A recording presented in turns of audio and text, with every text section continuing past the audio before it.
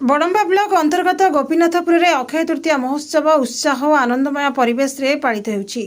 अक्षय तृतीया दिन आरंभ होइतिबा ए 5 दिनिया महोत्सव बुधवार तृतीय संध्या उत्साह और रंगारंग परिवेश मध्य आयोजित होइतिला। स्थानीय कृपासिंधु हाईस्कल पड़िया आयोजित यह महोत्सव में संध्या आरंभ ही अंचलवासी भिड़ देखा मिलता।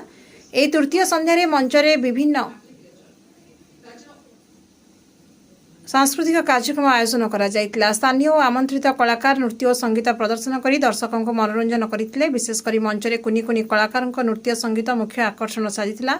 महोत्सव पड़िया विभिन्न प्रकार दुकान बजार स्टल और दोली मेलार आकर्षण आहरी बढ़िता। खाद्य पदार्थ आरंभ कर खेलना घरोई सामग्री दुकान रे भिड़ देखा देइतिला।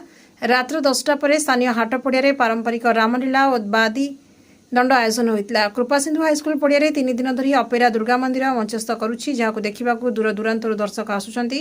एही अपेरा महोत्सव अन्यतम मुख्य आकर्षण साजिछि उल्लेखनीय सिंहनाथ पीठ संलग्न गोपीनाथपुर में 120 वर्ष अधिक समय धरी पारंपरिक अक्षय तृतीया उत्सव पालन करा जाउछि।